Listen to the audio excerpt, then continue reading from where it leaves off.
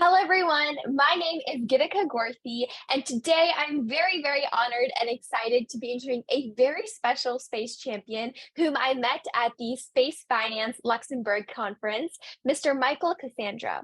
Stationed out of RocketStar's New York City headquarters, Mr. Cassandra leads the company's community outreach and social media efforts, as well as the development of its human resources department as a co-founder and chief culture officer. Mr. Cassandra is also currently authoring RocketStar's first company culture book. I met Mr. Cassandra at the conference and was blown away with his passion and energy for space. And I'm so excited to dive into his journey of what really sparked his passion for space, as well as his specific role today at RocketStar. So, welcome, Mr. Cassandra. Thank you so much for taking your time to inspire the next generation of aerospace leaders. Oh no, thank you so much for having me. It's a privilege and an honor to be sure. Thank you so much. Yeah, to really just kick off our conversation, I want to start off with a question I ask all my guests, which is, what does your typical day look like? I know there usually isn't a typical day, but what makes up your day usually? Well, I've probably got the least exciting day out of most of the people you've talked to, just because of my role. Um, but it's fairly standard for an office job. I'm very privileged and lucky that I live within walking distance of my job, which even in New York City is rare. So that I'd take full advantage of that. So it's nice just to be able to walk through the city and feel the vibes while I'm coming in the morning. But I spent almost 8 years as a barista. So coffee is the first thing that has to start every morning. I'm very particular about that. But yeah, so one of the things I do, and I push this on Chris and our other team members, is I try to avoid basically any news or negativity for like the first hour of my day. It's really easy just to wake up and start doom scrolling and just put everything out of whack and go in with like a really bad perspective. And I try to avoid all that, at least for like the first hour of the morning. I think that's really important, just to come in, especially on Mondays, just to not have any of that on you and just come in a good mood so you can, kind of set the tone for the office. But yeah, once I'm in, it's a lot of studying, kind of. When I first get in, I have to, I check all the news, industry related news. So the space.com, spacenews.com, various other sites, just to make sure I'm up to date before I launch into emails. So that way I have all this information that's caught up, so that when I go into the emails, I can just knock it out and get that out of the way. Because that's my day is very repetitive. So news, email, and social media is like 4 times a day. And that's like the first section of my morning. So I try and combine all of that so I can knock it out and get into like the meat of the day, which for me right now is writing our culture book. It's working on all of our policies, getting them set up, standing up our HR department for when we're ready. We're a very small team right now. There's only 4 of us, so we don't need a full-blown HR department, but I'm trying to get all of those steps in place for once we are ready to have that go. And then, after that, it's a little bit of free time. So I spend some of that time is studying, keeping up to date on HR, on new laws, on new employment policies, what's going on here and there. New York just did the Pay Transparency Act, so I had to get up to date on that to make sure that once we start to hire, we're in line with those laws. So unfortunately, it's not the exciting part of rocket science. It's all the nitty gritty and the paperwork, and social media is kind of where I get to have some fun.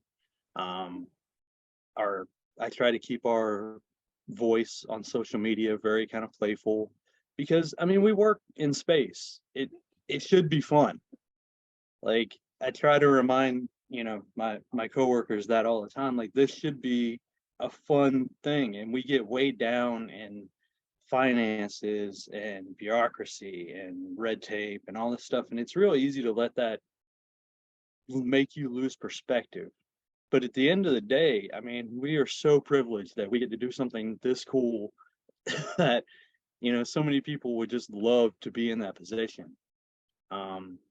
So yeah, that's kind of the day, is just like keeping up to date on what's going on. My news, I try and separate it. In the morning is industry news. In the afternoon, I work more toward culture, to try and keep up with what's going on in pop culture, what goes on with various foundations and events, and things that we can kind of see in our sphere, but also like leak out into the world. And then later on in the day, I kind of just check up to see what's going on outside of aerospace. Because unfortunately, culture isn't confined just to the office. I have to kind of keep an eye on everything that goes on, in all aspects of life, and how that can apply, because space can apply to all those things. Yeah, and then I get to walk home. So that's that's kind of a nice little wrapped up day there. Yeah, that's perfect, and so nice to hear. I mean, you said it wasn't as exciting or, as, like, exciting as rocket science, but I have to say it is one of the most important jobs that you're doing, because not only are you able to make everybody in the workplace feel comfortable and you're kind of setting up the stage for developing the company at a larger scale, but also you're able to, through your social media work, inspire, thousands of individuals out there and get them excited about space, learn about space, and make that connection between space for Earth and why space is for humanity. So I think that's incredible. And I'm very excited to see how the company continues to grow. And I was reading a little bit about your background, and I noticed that you are one of the co-founders of RocketStar. And I was very curious with, I always ask this to every founder because there's always a story or a moment of inspiration that gets them, like, this is what I want to do. This is, this, we need this company. And so I want to ask you that same question. Can you share the moment, behind founding RocketStar? Like, what was that inspiration behind founding RocketStar and your future vision for the company? Yeah, so really RocketStar started with Chris, with our CEO. This was his baby from the beginning. He long had a dream of, is kind of two-pronged. He grew up in Long Island, and when Northrop Grumman pulled out, he saw his neighborhood really take the brunt of that. There was a lot of jobs that were lost. The community kind of fell apart a little bit. It really impacted his area. And so he really wanted to bring jobs back to that area. And that's one of our goals, is eventually to have manufacturing there. Oh, But his other goal was to eventually mine asteroids. And so in order to get there, he decided he needed money. So even though his background was in physics, he went into Wall Street and started trading. He became a commodities trader. And he was like, this is where I'm going to find the money to be able to pursue this other dream. So that was all before I ever got here. I moved to New York in 2013, and not a full year after I moved here is when I met Chris. Having just gotten into the city, I was working whatever job I could get, basically. And so I ended up working at the comic shop down the street here from our office. And when I started, another gentleman was leaving. So at his going away party is when I met Chris. And we talked. We ended up ignoring the party for the whole night and just kind of talked physics for like 5 hours straight. And we really hit it off. And so he came to me shortly there afterwards, and our friend Dave, who was our third co-founder, and he was like, hey, I've got this idea. I really want to make this happen. And he invited us in. And originally my role was just social media. And I think that's just because I'm the youngest out of the three. And I'm not young by any means, but apparently I was more in touch socially than the other two guys were, and that's fine. I took that on. Um, but yeah, so that's kind of how we got together. Was he invited us into his vision, and our vision since then has grown a bit. So we do want to provide single stage to orbit uh, rocketry. Basically, that's what we're looking for.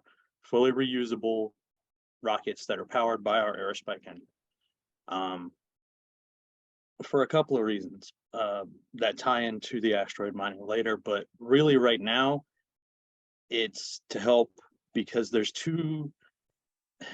It, the reusable aspect of space gets played up a lot for SpaceX and Blue Origin, and they're making incredible strides. But there's still a whole stage of every one of their rockets they're just throwing away. Recently, we had the big scare with China's Long March. Nobody knew where it was going to land. Was it going to land on people in the ocean? That happens roughly every 6 months with them. SpaceX had a booster that came down over Washington, landed on some guy's house. Like, this is still a big problem. And we're looking to kind of fix that first. That's kind of our goal first, is to knock out a lot of this extra space trash, a lot of this trash that's getting deposited basically in our oceans at this point, and bring true reusability to aerospace. But that's basically just the first step, because that's going to allow us to do all the things that we really want to do. And a big part of that is another term that gets tossed around way too much, and that's democratized space.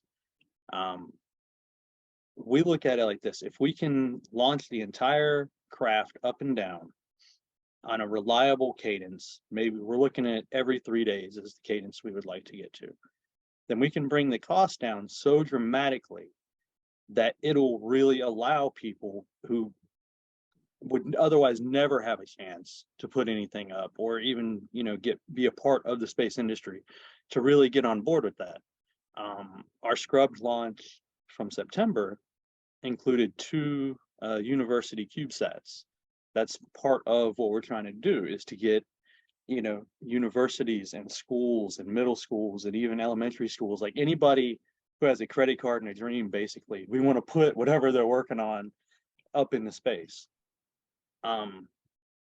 So that kind of covers the one aspect, but then, and this goes to much farther down. We'd like to be able to use that eventually to take certain industries that are huge polluters on the planet and move them out into orbit. There's a couple that Chris has his eyes on. There's some agriculture, there's some farming. Eventually, if this would require obviously artificial gravity and a couple other things, but his vision is to move things like cattle farming off planet, so we can really get all these gases and these pollutants and everything, mining and like processing metal ores and things that produce all this waste, and we could put it up away from here so that we can then take that out. And like I said, eventually all this leads to his idea of space mining. But first and foremost, we want this reusable rocket, and we want to be able to open the doors of space to people who aren't billionaires, or just happen to be a celebrity in Hollywood, or some famous actor or athlete. Like, it shouldn't be just those people who get to go. And it's cool every now and then when one of these companies is like a publicity stunt. They're like, oh, well, here's a really old person and we're gonna send them. Well, that's cool, but they're still a famous, very rich person. It's not, nobody's like, let's take a Make-A-Wish kid and send them. That's not happening. So that's where we want to go first. We want to open that door and get everybody to be involved and make the space community everybody's community, which it's really not. Yeah. And we've talked about that when we talked about diversity. So Yeah, I mean, I am blown away and honestly kind of speechless with the vision and the, mission of the company. I think a lot of times I do read a lot of companies saying that their vision is to make spaces for all, and a lot of companies are working towards that, but I've never heard of such solid steps to be able to get there. And also the way you're approaching this problem and the different steps you have towards this larger goal, I think it's just mind blowing. And I think your response really captures the spirit of commercialization in space and why it's so important to continue developing the space industry to improve Earth. And I think your answer perfectly captures that. And I'm really, really excited to just see where the company will go within the next 20, 30 years, because I think, the commercialization space is rapidly growing, and within a decade, so much is changing. So I'm really looking forward to the future, and particularly focusing on your role in this company. When I saw your title as the Chief Cultural Officer, I've never heard of this role before, but I was captivated because I think it's a role that a lot of companies say they have, but don't take seriously. And so I wanted to hear it from you. What is your role as Chief Cultural Officer, and what does it mean to you and for this company? Well, it it wasn't my intention originally. Um, I've been fortunate in that I've had some freedom in what part of the company I would like to focus on. And once we got into the office, we really started thinking about the future. My focus drifted more and more towards our employees, um, and really trying to be an advocate for those employees. Um, I have, out of everybody in our company, I have the least professional and corporate experience. So I've always been in those, customer service or retail jobs. I was in logistics for a long time. I've been kind of all over the map, but it's always the jobs where, you know, you're not treated very well. And the company promises you a million things and you get in the door and then none of that's available. Um, Starbucks, for instance, I worked there when they introduced their college reimbursement plan. And then they immediately cut everybody's hours so nobody qualified to be able to get into the reimbursement plan.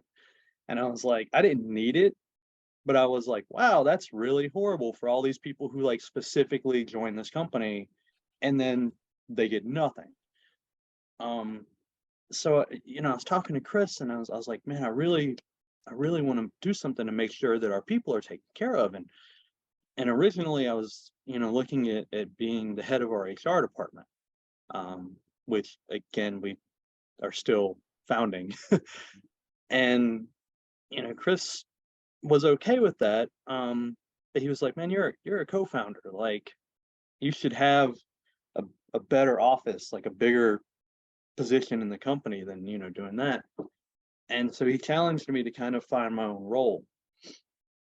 And I looked around a lot, and there's a lot of titles that float around for kind of the position that I'm in. There's like chief people officer and chief, there's all these different ones, and they're all kind of made up. They're all very recent titles. This Yeah, position didn't exist 10, 20 yeah, years ago. Um, but I took that one because that's kind of where I saw the focus. The company has to start with a culture, and that culture is built on the values. And that's where I started from. I wrote our company's values and I started writing the culture book. And I started to picture how I wanted our company to run, when there is 20, 30, 100 of us more. One of the ideas Chris and I had originally from the start was, we saw a documentary about Ducati motorcycles and their manufacturing plant in Italy. When it comes to lunchtime, the whole plant shuts down and the company all goes to lunch together, and they have it family style. They all sit down and everybody's there in a big room and they all eat together. And if you want to go up and talk to the CEO, he's right there. You can talk to the CEO. If you want to go and see wow. accounting's right there. You can go. It creates this environment where you can really interact with each other, as opposed to I'm on this shift and I'm on this shift and I'm on this shift and I've only got 15 minutes and I got to run out to here. And so there were ideas like that where we were like, okay, that would be awesome. We would love to do that. How do you make that happen? Like we're going to have so many different moving parts. We're going to have people who are programmers and coders and wrench turners and engineers. And, so we started with some of these bigger ideas, and I've been trying to put together the policies that'll make it so that we can have these things happen. So I've really been trying to build out, like, what do we want this company to stand for, and how are we going to make sure that that's always the case? So, the culture of the company is really, like I said, informed by our values, and our values are the lens that we look at everything through. So how do I take that and turn that into like a living, breathing environment that'll attract and retain people, right? That's kind of where I'm at now. So I'm writing, the different policies for us, harassment policies and DEI policies, and trying to be up to date, like I said, on pay transparency and all these things, because aerospace is having a huge issue right now with people. Every company is having a problem trying to attract talent and retain talent, and everybody offers basically the same things. You're going to be paid within this amount of money. You already know that. You're probably going to get this amount of free time because everybody offers this amount of free time. Like there's already so many packages in place that everybody offers, and you have to figure out how do you differentiate yourself in that case, especially with a small company like us where we don't have the funding where we can offer these incredible benefits packages right now. And that comes back to the culture. You need to inspire people to want to believe in your dream and be willing to follow you down that path. And what do you do to pay them back for that? Right? So, like, if we get somebody in, keeping them there is just part of it. There's no point in having an employee and retaining that employee if you're not going to grow their potential. And, if somebody works for us 10, 15 years and they decide to go on, that's fine, as long as the move that they're making is vertical, because I want to see them come in and grow and then go out and do better. Start your own company, go out and do whatever it is that's going to make you happy, but make sure that it's something that's better than what you're doing when you come in. If you just take a horizontal move, I mean, good luck to you, but that's not really what I want to see. And I'm not going to be happy to lose that person because I know that they could do better. So, that's the other part, is once we have those people in, once we create the environment to get them here, how do we make them the best version of who they could be? And again, a lot of that comes down to the culture. If you create a culture where people are in, their only motivation is to come in and basically quiet quit, the phrase that everybody's using this year, come in and do the bare minimum and leave for their paycheck, that's fine. But what are you doing for that person? Like, they believe enough in your dream that they're coming in every day and giving up their time and energy for you, but what are you doing for them? Like, yeah, you're paying them, but I mean, they're gonna get paid anywhere. So, that's another part, is really, how do I make it worth their time, and how do I find a way to pay them back for everything that they're giving to us? So that's kind of where my focus is these days, is just trying to set up the foundations that'll be able to allow me to do those things once we have people in the door. Wow, yeah, that's an incredible mindset to have.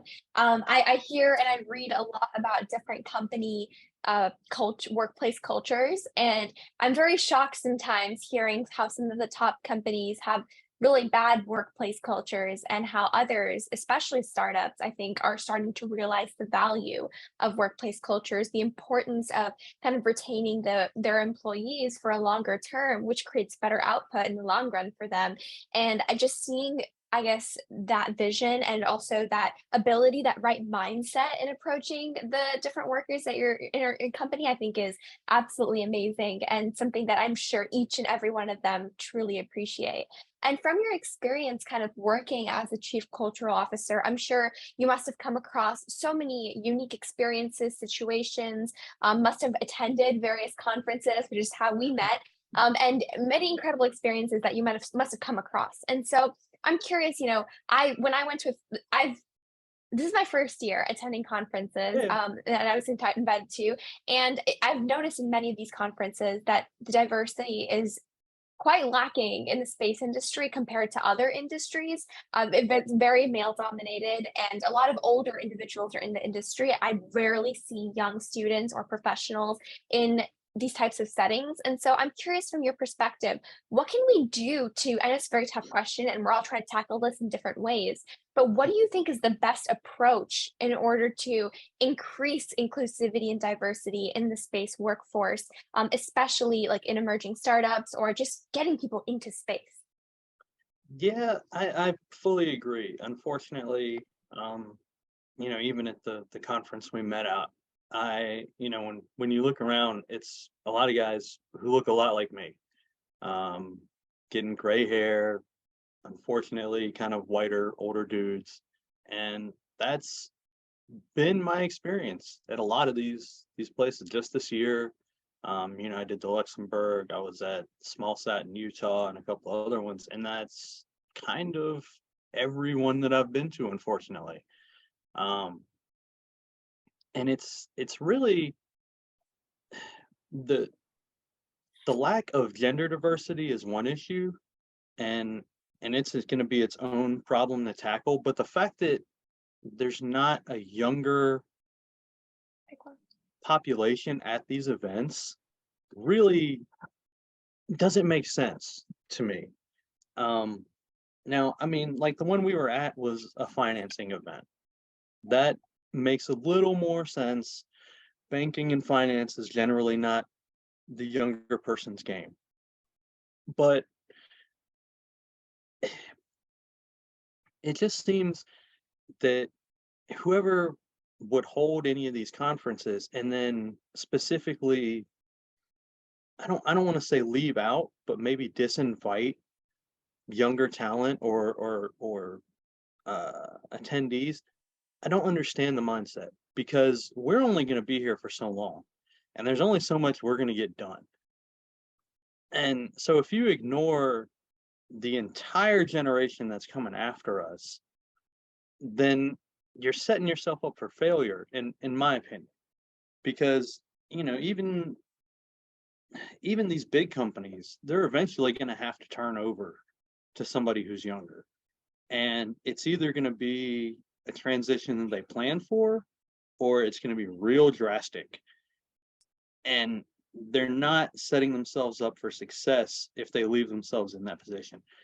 Because every in dealing with the HR side of things, every day I see an article written by somebody where it's like, oh, these millennium workers and their entitlement, all this Gen Z workforce and they're this, that, and the other. And it's like, if you always look at these people, at these younger workers as the enemy, you're never going to get it, and you're never going to get over as a company. Like, how are you going to attract the same talent that you're constantly not inviting to events, that you're telling aren't good enough, that they don't have the experience? But then, how many, at the same time, how many people, I'm 40 at this point, how many 40+ year old people are out there starting nonprofits like you have? Like, there's so many of these groups that are started by younger, thirsty, passionate scientists, and who just want to be part of this, and they're being shut out, and it just doesn't make any sense to see somebody with that much passion and drive and enthusiasm and be like, no, you can't come to this thing, and it really, it's really disheartening because it's hard to get them over that mentality, especially the people who are older and still look at it like it's like the old boys club. Like, oh well, we've been coming to these same conferences together for 40 years. And so, like, who cares? Like, I appreciate that you have, the knowledge that you've accumulated, but you're not willing to share it with anybody. It does nobody any good. It's cool if you guys want to sit around and tell stories about the old days, but like, if you're not passing that on to anybody, you're going to die with it, and then it helps no one. And the other part that really I don't understand is, how did they expect things to continue or get better in any way if they're never willing to accept new perspectives? NASA is derided for decades over how slowly they move and how far behind they are, and their bureaucracy ties up all this stuff. And I see that in all these events where it's like, okay, you're doing the same thing that you did 30 years ago, and the industry has changed. Like, there's not a single event I've been to this entire year that even had Wi-Fi enough to support people being there. So how do you want people to talk about your event and promote it on social media and get the word out there that all this stuff is happening, and you're not in any way prepared for the way events are run these days? Like, there's so many little things that they just don't take into consideration. And that's just on the age aspect, which, I could go on that for quite a while. But the diversity part really doesn't make any sense either, because we have emerging aerospace companies all over the world right now, in every country.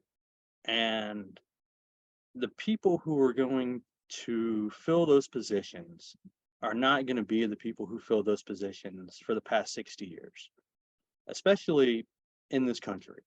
America is behind on engineering, they're behind on physics, they're behind on coding, they're behind on math, basically every science. And there's no way those people are going to fill those positions. You need to have, an immigrant workforce that we can rely on to come in and fill those jobs for right now. And under the Dream Act, we were doing that. We were getting everything going, and it was coming in, and people were filling all these jobs. And then they kind of closed that off for a while. And now again, like I said, aerospace is suffering. There's a lot of open positions. Nobody can fill these positions because the people here aren't training for it. So we need to work on diversity, not just in America, but outside of America. Like, we need to be able to open these borders up and get this talent to come in, because back to the cultural aspect of it, America doesn't care about space anymore. They just don't. Every social media post I get on, whether it's Blue Origin or Virgin or Astra or SpaceX or Firefly, anybody, the first 20 comments almost every time are like, why are we wasting money on this? Yeah, and always.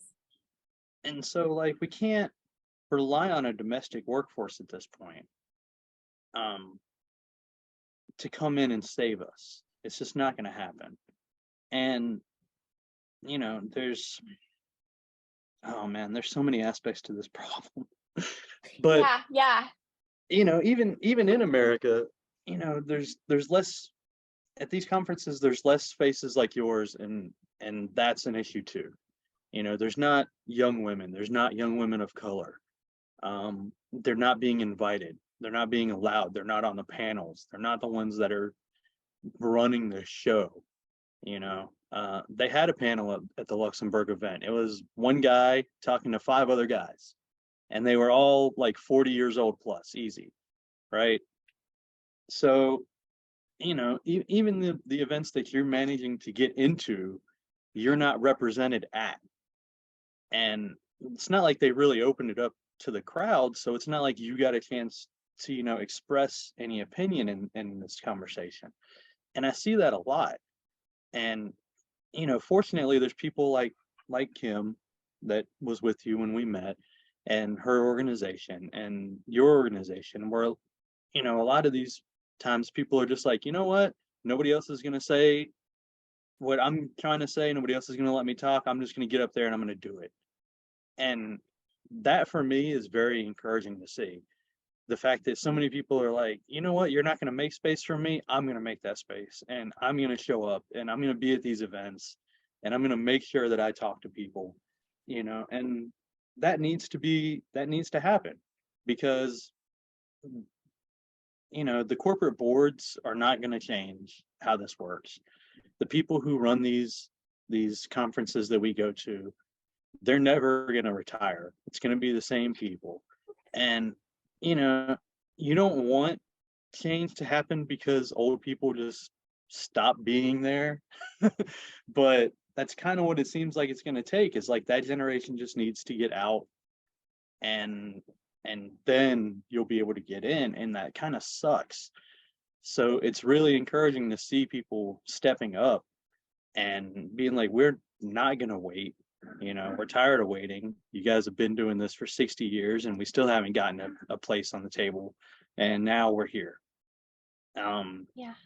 And so, like, as far as our company goes, I just need to make sure that I provide a way for those voices.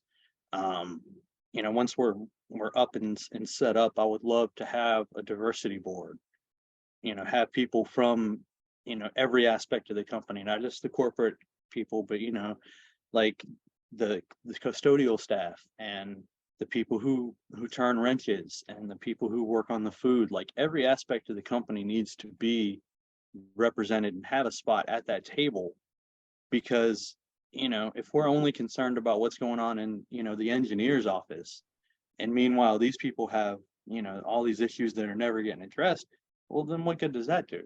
So I would love to, like, at least in our company, have something like that where once a month I can talk to people from every part of the company and have it be a diverse group and have all these voices, so that we as a company can at least address that stuff, and then try and use our leverage at that point to push it into other companies or into the community. I've long had a desire to try and set up like a kind of thing on LinkedIn, maybe, where like once a month I talk to the other HR managers at other aerospace companies and trade ideas. Like we don't see any other company as competition. We're all in this together. And so the idea of talking to like corporate executives from other companies, like that seems like it shouldn't work because nobody wants to trade secrets. But I think in like an HR setting, it could work because, we're all basically in the practice of looking out for our people. And so if we collectively could come together, me and somebody from SpaceX and somebody from Firefly, and sit down and be like, hey, let's kind of collectively bargain for the space community and talk about these issues and really get it out there, then maybe we could set up events, where the invitation list is much more inclusive and it's not just the same people. And I don't know, I have it's a really big problem, and there's only so much you can do when you're in a startup. Definitely. And I think you were right on the nail for every single point that you were mentioning. I think it's so easy. It's really difficult for us to just say we need to be more diverse or more inclusive when these doors are not necessarily open. And I think it's incredible that some conferences, like the Luxembourg one, was free to attend. So anybody could essentially, if they knew about it, if they were aware of it, could sign up to attend. And I have noticed some conferences are very extremely diverse, from like the Humans to Mars Summit to ISDC. They really incorporate younger students to be able to come, a lot of folks from all sorts of backgrounds, which I really appreciate. But of course, there are a few conferences still where students are not, there's not a portion, and I'm not saying every conference needs to have a portion dedicated to students, or there needs to be like this diversity panel, but I think it's so important for every conference to at least try attempting to reach out to those audiences and get them in the conversation.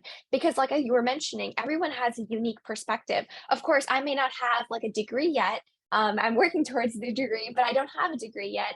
But I have these unique insights, these unique perspectives, maybe new ideas that you may not have necessarily thought of because you're so high level that maybe I could kind of push into your mind. You never know. And I think just trying to be open to those types of conversations and not making any assumptions about someone's background, I think is critical. So I think you're right on the nail about how we need to create those opportunities, but not as a checkbox, but rather really trying to bring in these different groups together because we are more successful when we can talk about these different perspectives. Yeah, and I know we. Oh, I was just gonna say, even though the Luxembourg event was very inviting, even even that had some drawbacks because it was also a very formal event.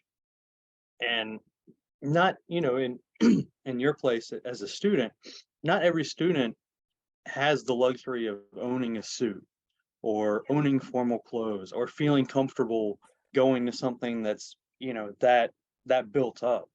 Um, which is I address this when I work on our dress code policy, because that's a whole separate issue. But dress codes are very classist to me.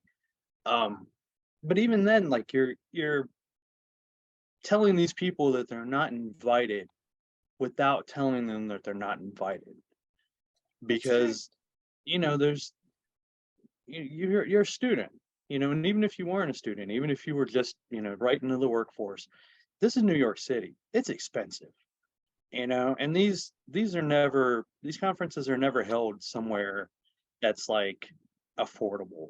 It's never like a small town, right? So you have to pay to travel, you have to pay for your hotel, you have to put up all this money for this stuff. And that immediately leaves out so many people who could Yeah. provide a valuable perspective or an idea, that maybe hadn't been brought up. And it's simply because they can't afford to attend. Now, I'm not saying every event that that the aerospace industry does should be like t-shirt and shorts and everybody just kind of hang out, but you could make some of these available online so that people could attend virtually. So they're still part of it, but they don't have to worry about getting dressed up or spending all the money. Or, do make some of these, move some of them more to like college campuses where we can, even if you're just a volunteer, you're still part of what's going on. You may not Exactly. be like on a panel, you may not be able to talk to who you want to talk to, but you're still invited and you're part of the process, and you can network and maybe make some connections. Like, it just little things like that would go so far in opening the door to so many people who are never going to think that they're allowed to be there. Yeah, and I think I 100% agree with what you just said because even some conferences cost $600 just to enter. So forget transportation, forget the ability to even get there. If you're located near there, you're lucky. But even if so for example, I live near DC, and some of the conferences I was really looking forward to attending, transportation was not an issue because I was right there. But the conference itself costs almost like $600 for one ticket. And I get this is a very important conference. There are professionals from all over the industry, but I think students should not have to have $600 to be able to enter a conference like that because it's such a great way to learn. I'm not asking for an opportunity to speak for an hour to everyone, but just an opportunity to attend and listen to these professionals speak because we are the ones who are learning and hopefully going to be taking action on these visions that we're talking about today. So if we're not even able to get into that room, like you were mentioning, there's so many factors that play into this that we don't even recognize because everybody has their own barriers to entrance.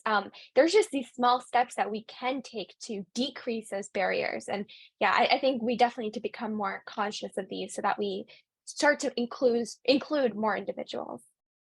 Yeah, and that's doubly unfair to college students because, I mean, you're having to already take classes. Pop in America these days probably work at least part-time, and pay for all this stuff. And then you're being asked not only to pay for your education, but to throw down almost $1,000 on top of that for the opportunity to learn more like that. It's the way that we hide all of our education behind paywalls in this country really is a detriment to growing an educated society, and getting younger people involved in a lot of these subjects that they would love to be a part of, but we just put it behind so many barriers and make it so hard and so expensive. And then we're like, oh, why don't we have anyone in this position? I We're wonder. struggling to fill these fields. Well, I mean, if it didn't cost $300,000 just to get there, then maybe somebody would do it. But Yeah, it's and preparing the workforce is so important because I think I was reading something about Blue Origin and the number of engineering open positions they have, and they're like actively recruiting because I think it's every space company, even Axiom was saying something about how they have so many open positions for engineers. It's what in this type of job market with so many people looking for jobs, so many engineers, I think people want to be able to go. I mean, I think it's crazy that there are so many positions open, not just 10 or 15, but almost 200 engineering positions open. And I think just that just shows how we need to grow the workforce because the industry is growing, which means the workforce needs to grow, which means we need to take the effort and the steps to be able to increase that workforce and to be able to get people excited about space to come want to work in this industry. yeah, and I mean that starts really, really young. Yeah. There's barriers all the way up.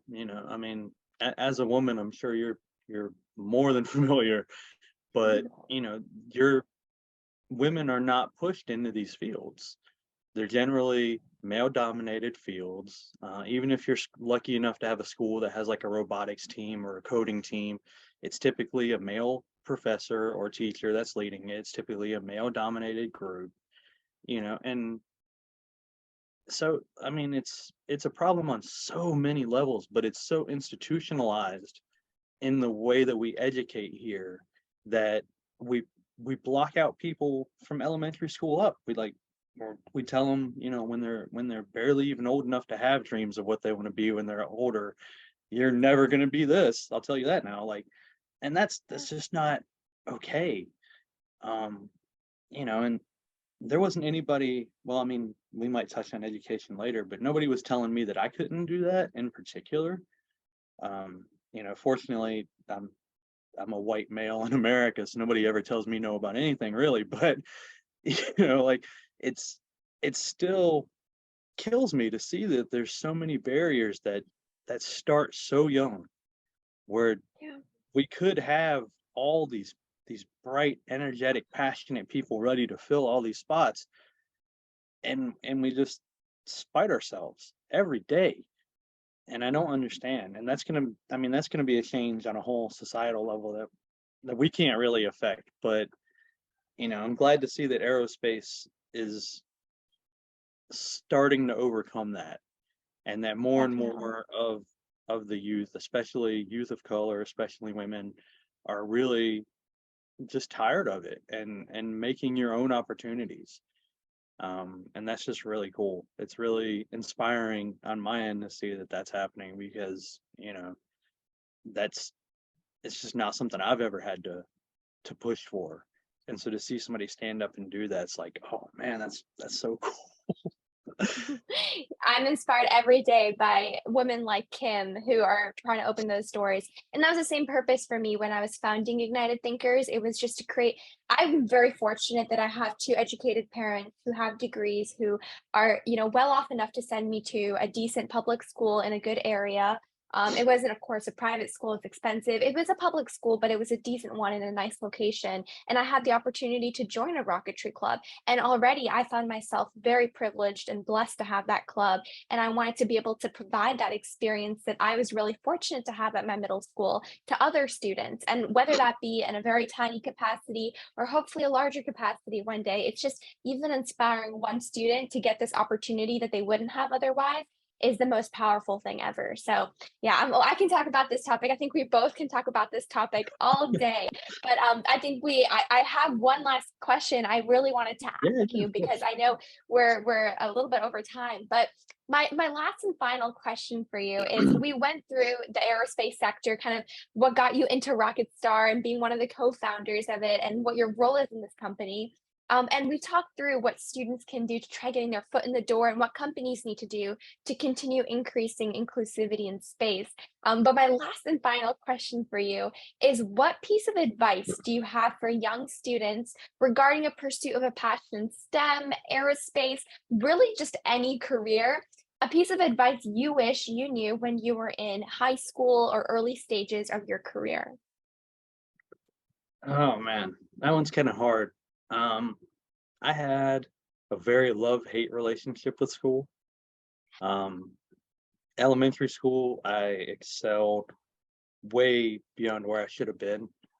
Um, I think when I was like 6 or 7, it's going to date myself here, but I'd already read both sets of encyclopedias in our house and just Oh, plowing through knowledge.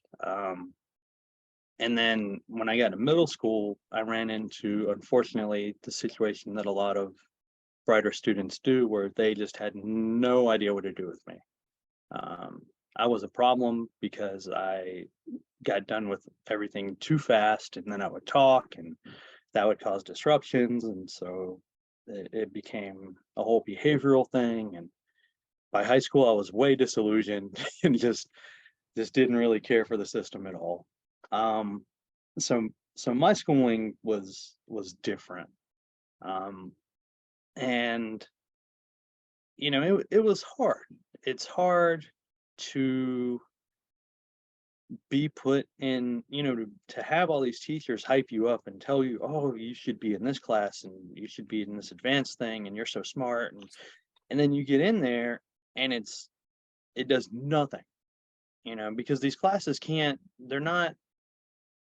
they can't run with like one or two kids in there, which is really how many, maybe 3, 4, 5 kids should be in there.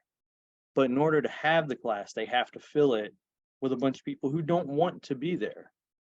And so every AP class I was in, every advanced class I was in was basically regular class because it had to move at the speed of the slowest student. And I understand why, but at the time as a student, I didn't get it. And it really disillusioned me and really turned me off to school. And so I did a lot of private study. I tried to just learn on my own because I didn't want to deal with it. But now, I've got a daughter. She just turned 21 this year, so I've seen the way this school is different. My 18-year-old niece just finished high school and she's staying with me here in the city for a while. And so I see these different perspectives in the way school is now. And the way that social media plays into the school now. And so like if you do have a weird, niche hobby, like you're into rocketry and you're in school, there are ways to find support for that that's not necessarily in school now. Like there's groups like yours, there's plenty of groups on social media now. Like there's so many opportunities that if you're not able to get that in school, there's no reason to give up because you can still be part of things. There's still, ways for you to become a part of the community that you're passionate about. Whereas, when I graduated high school, that's when the internet really kind of was becoming a thing. And, so if it wasn't like in the local newspaper or you didn't happen to know a teacher who knew somebody, you just weren't in. Like you just didn't have those chances. They had a governor's school, and I grew up in South Carolina. They had one for science and math when I was in high school, but it was on the other side of the state. So I would have had to have moved and paid tuition and all this other stuff just to be able to take the kinds of classes I wanted. Whereas now I could get online and take those classes virtually from so many different places. Harvard has so many classes that they offer virtually now, and you don't even have to be a student, you can just attend. So like I guess it's not, I don't know if it's advice so much as it's just I wouldn't let those things stop me now. If you're, if you are in a low income school and they can't, provide you with the things that you're looking for, or you're in a neighborhood where maybe, those programs aren't available, then you can still be a part of something.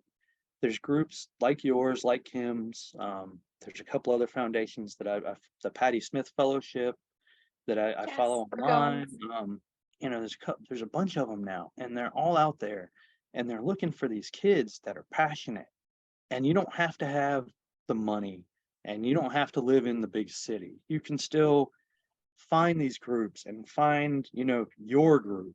Your people are out there. You just need to look for them. And the thing that has really has really been awesome for me to see is how supportive all these groups are, not just of the people that are in them, but of each other.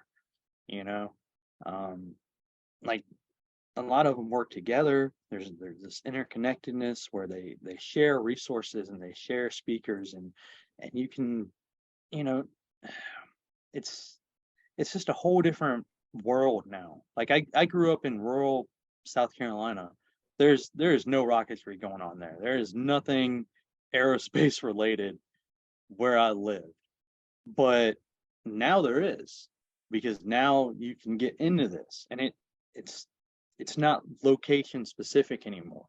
Like the interconnectedness of these communities online, of Reddit and social media, and these organizations are out there, and there's no reason why you can't dream that big. Like, just because you come from these places doesn't mean that you can't go to these places. And that's, like I said, we want to make space for all, and that's a part of it. All of us have to be there, all of us have to be represented, and that includes these people, these kids who aren't going to feel like they're part of it, and we need to make sure that they find the way to feel that part of it. So I mean, just don't give up. Just don't ever feel like you're alone in that pursuit, because I mean, when you came to the Luxembourg event, would you have ever imagined that there's that big of a community in New York State of space companies? Never. Never. Honestly, Yeah, no. like you just don't know until you look. And if you look, they're gonna be there, and they're gonna support you, and they're gonna find ways to help you. They're the people who are behind these groups are so passionate, and they don't all have the resources, but they'll find somebody who will have the ability to help you, because like I said, they're so interconnected. And that's really a resource that I don't think a lot of people know is there. You know, they Yeah. they they think you have to be a billionaire, or you have to be, a 5.0 GPA super nerd, but you can be a passive fan and still get involved, and join NASA Social and get invited out to a launch and cover it for them. Why not? Like, there's so many opportunities out there now that nobody should be afraid to get into this space. 100%. I think you encapsulated every piece of advice that I've honestly learned even within the past year myself. And I think perfectly just like putting it together to dream big, to never give up, and to reach out. I think is like the main 3 points, because even myself, I neither of my parents are in the aerospace industry. I didn't know anybody in space. Honestly, I didn't even think I could be a part of a space career growing up. I didn't have exposure to the aerospace sector. And when I did discover space medicine, and I would tell my counselors or my teachers, I want to go into aerospace medicine, they were excited, but also confused if that was a real career. So I've definitely had my fair share of like, I don't have people around me who are into space, but I found the ways to put myself in situations where I can network and get to know people who are involved in space. I put myself out on LinkedIn. There's this whole world, like you were mentioning, I was not there a few decades ago. You can reach out to anybody in the world through social media, that someone who you could probably never meet in your real life, you get to talk with, at least send a free message to someone on social media and they might respond to you. So I think just taking use of this powerful network that we've built to be able to connect with individuals from anywhere in the world, and to be able to utilize platforms like that to put yourself out there, and to never give up, but to always push yourself and to take advantage of these resources to discover your passions, I think is like the key. So I think you perfectly encapsulated some of the major points that, including myself, and every student who's listening should really take to heart. And I know I definitely will always keep this advice in mind as well as I continue my educational career. So thank you so much for taking your time. Really, I had an incredible time speaking with you. I think we need a part two because we couldn't get to everything, but I absolutely love this conversation, and I'm really looking forward to meeting you in person, actually in a few Yeah. weeks at RocketStar. So thank you. Yeah, we're excited to have you out here. I mean, I'm always ready for part two if we get to there. I could talk about this all day. And like you said, there about the social media, there are all these rock star people out there, astronauts and scientists. And the great thing about our community is that if you reach out to them, they're most likely going to reach back because they're passionate about it too. And when you show that to them, they get excited and they want to be part of whatever you're doing. Like we met Buzz Aldrin about 6 years ago. Had no idea who we were. We met him at a book signing, but we told him what we were into, and he immediately lit up and started talking to us. He's like, "Oh, what kind of engine? What kind of thrust? What are you doing with it?" You know, he had no reason to talk to us, but as soon as we expressed that passion, he was into it. And that's how this community is. There's so many people that if you just reach out to them, they'll get back to you. It might not be right away, but it's probably going to happen, you know. And Yeah. it's so wild to think that because like yeah, it's not like Ryan Reynolds or like Steven Spielberg where like if you're into film, you could shoot them a tweet and they get a million tweets a day like they're never going to hit you back. But if you reach out to, an astronaut and you tell them that you're into space, you're probably going to start a conversation because, Yeah. they want to know.